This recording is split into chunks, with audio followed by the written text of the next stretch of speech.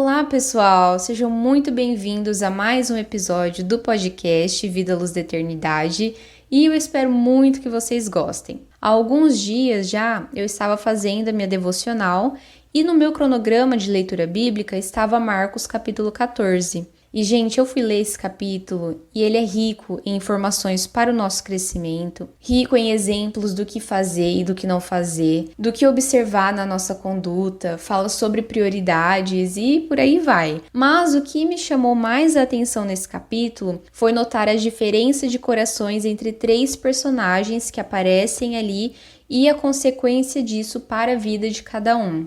Já no início do capítulo, nós vemos dois tipos de ambientes completamente diferentes.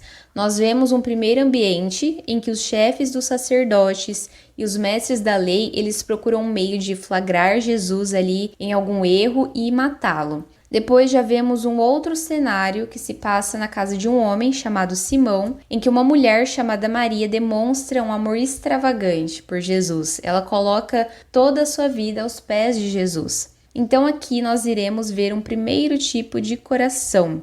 Essa Maria de que trata o texto é Maria, irmã de Marta e de Lázaro.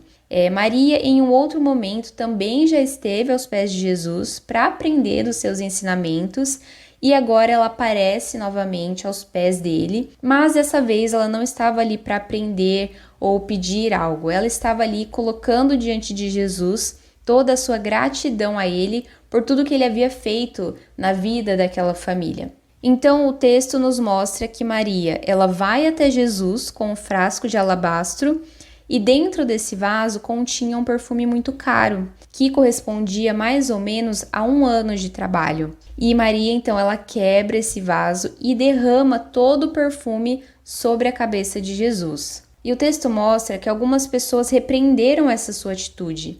E no livro de João fala especificamente sobre Judas. Fala que ele repreendeu Maria, dizendo que aquilo que ela estava fazendo era um desperdício, que o dinheiro poderia ser dado aos pobres. Mas a gente sabe, né, que a real intenção dele não era uma preocupação com os pobres. Ele estava ali calculando quanto dinheiro Maria estava, entre aspas, né, jogando pelo ralo. Mas Jesus vem em defesa de Maria, porque o que ela fez foi um ato de sinceridade, de amor a Cristo. E até hoje a sua história é contada. Maria pegou o que tinha de melhor dentro da sua casa. Ela pegou um frasco de perfume que poderia um dia servir de sustento para aquela casa. E o mais interessante é que ela não usou apenas uma parte do perfume, ela usou todo o frasco. Ela não guardou nem mesmo o frasco, né? O texto fala que ela quebrou aquele vaso.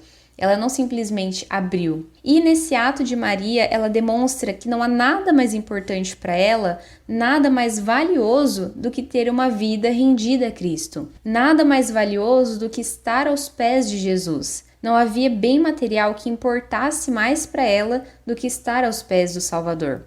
E esse frasco de perfume, ao ser derramado, significava muito mais do que um simples perfume.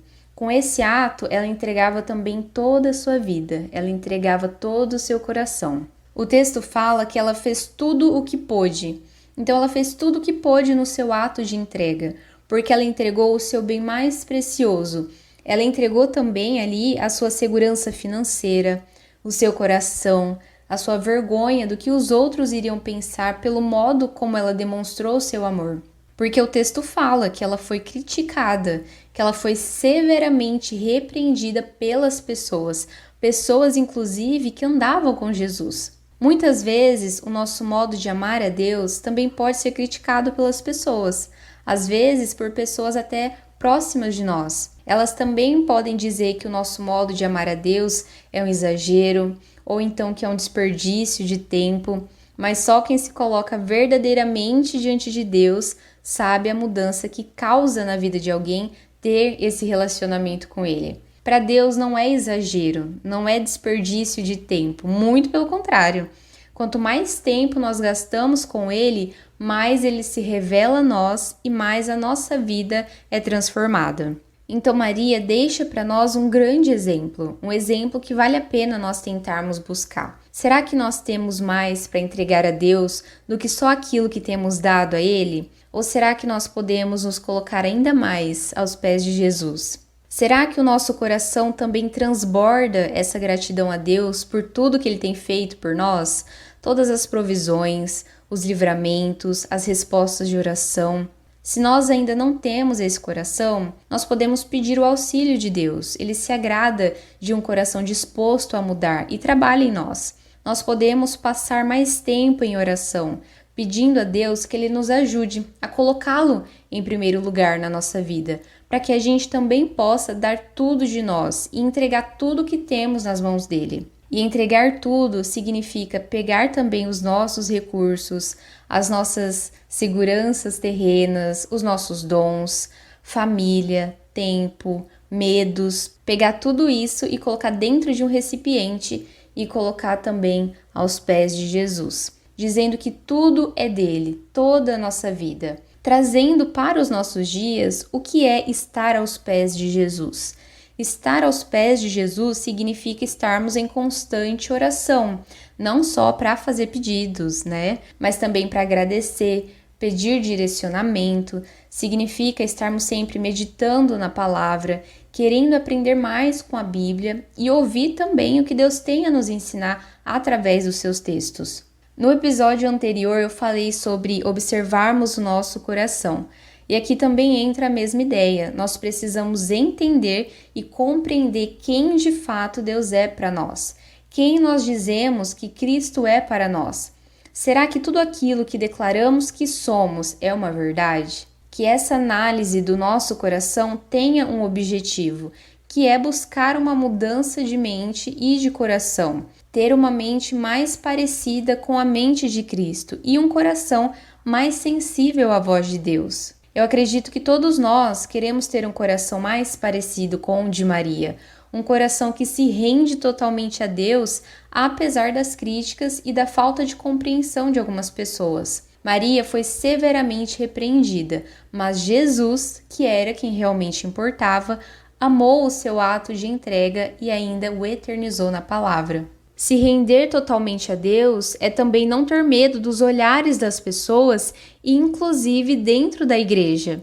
É no momento de adoração, no momento dos cânticos, você ter o desejo de levantar as mãos em adoração e levantar mesmo, sem medo, porque é o seu ato de entrega, é a sua demonstração de adoração ao Senhor. É não ter vergonha de chorar durante uma música que falou tanto com você, por medo do que as pessoas irão dizer. Se é um ato sincero, a única coisa que importa nesse momento é o seu relacionamento com Deus. Entender que nós temos liberdade de adorar a Deus e que o que realmente importa é o que Deus vê em nós, a nossa adoração passa a ser muito mais sincera e isso faz total diferença na nossa vida. Ainda no capítulo 14, depois dessa linda demonstração de Maria, desse grande exemplo deixado para nós nos deparamos com outro tipo de coração, um coração totalmente tomado por bens materiais, que é o coração de Judas.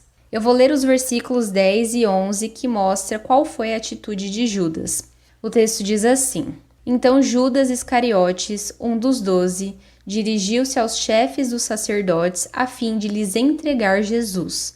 A proposta muito os alegrou e lhe prometeram dinheiro. Assim ele procurava uma oportunidade para entregá-lo. Judas foi um dos 12 discípulos de Jesus, o que significa que ele andava com Jesus, que ele via os milagres de Jesus, que ele ouvia as pregações dele. Mas então qual era a questão?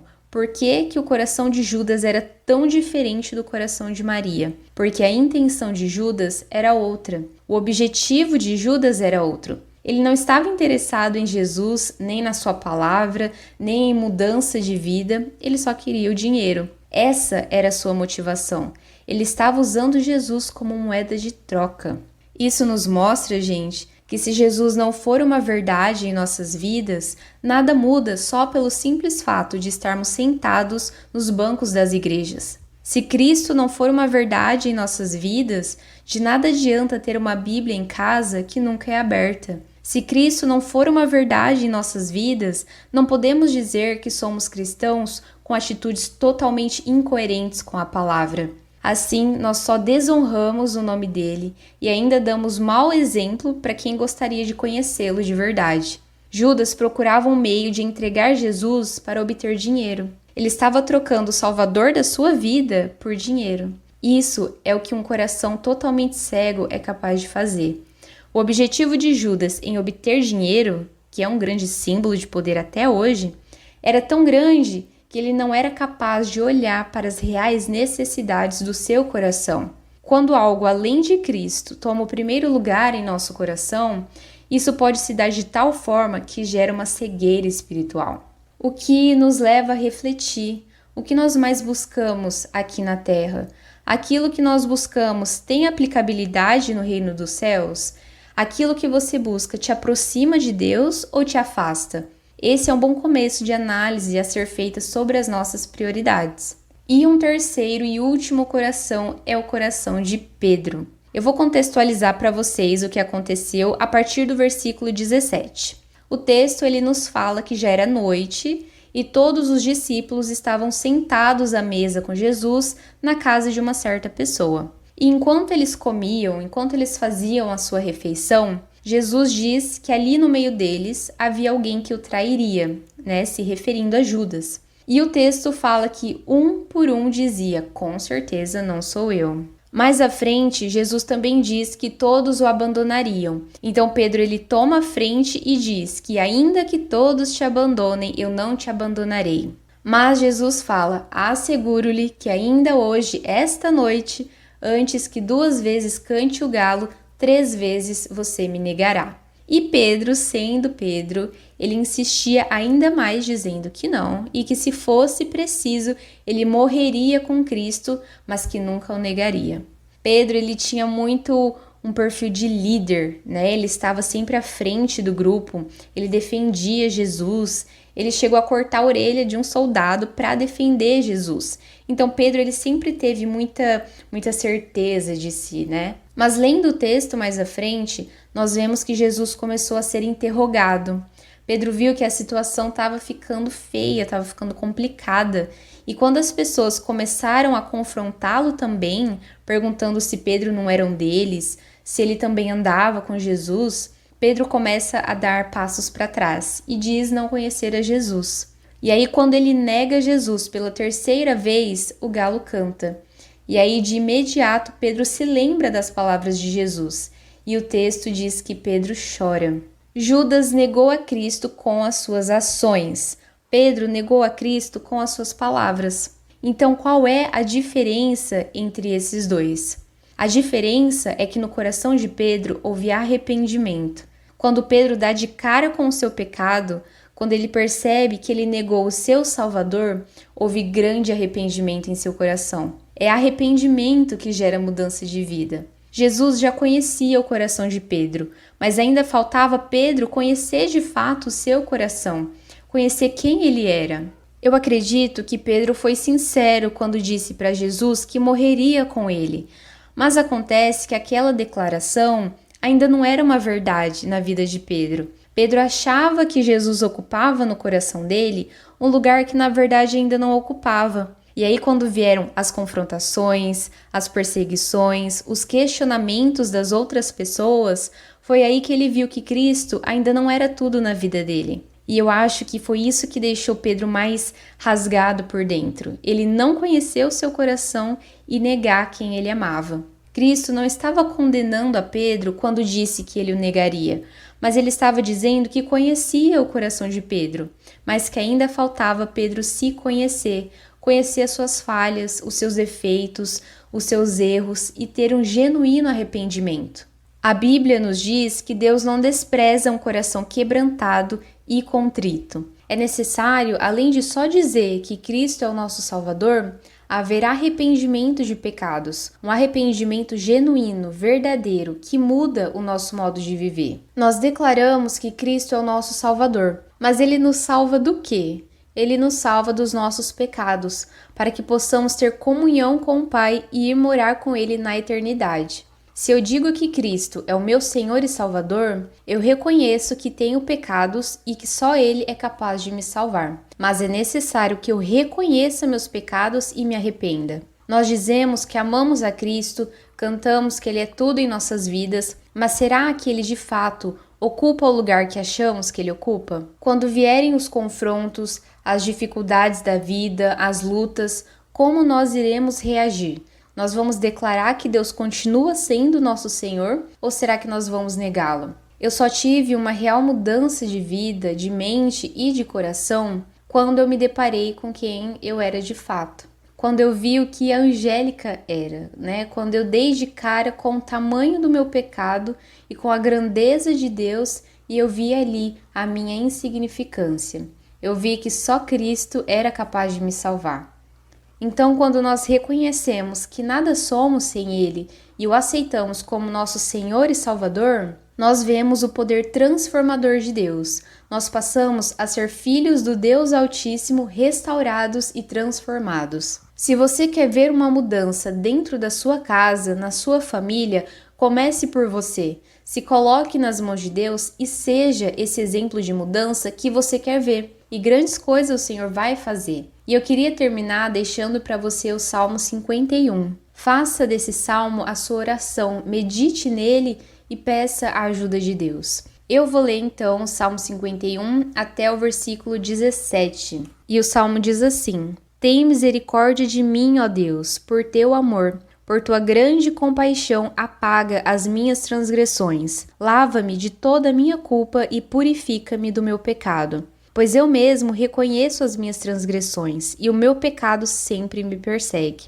Contra ti, só contra ti pequei, e fiz o que tu reprovas, de modo que justa é a tua sentença e tens razão em condenar-me. Sei que sou pecador desde que nasci, sim, desde que me concebeu minha mãe. Sei que desejas a verdade no íntimo, e no coração me ensinas a sabedoria. Purifica-me com o hisopo e ficarei puro. Lava-me e mais branco do que a neve serei. Faz-me ouvir de novo júbilo e alegria, e os ossos que esmagaste exultarão. Esconde o rosto dos meus pecados e apaga todas as minhas iniquidades. Cria em mim um coração puro, ó Deus, e renova dentro de mim um espírito estável. Não me expulses da tua presença, nem tires de mim o teu Santo Espírito. Devolve-me a alegria da tua salvação e sustenta-me com um espírito pronto a obedecer. Então ensinarei os teus caminhos aos transgressores, para que os pecadores se voltem para ti.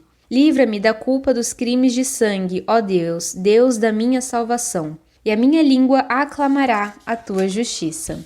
Ó Senhor, dá palavras aos meus lábios, e a minha boca anunciará o teu louvor.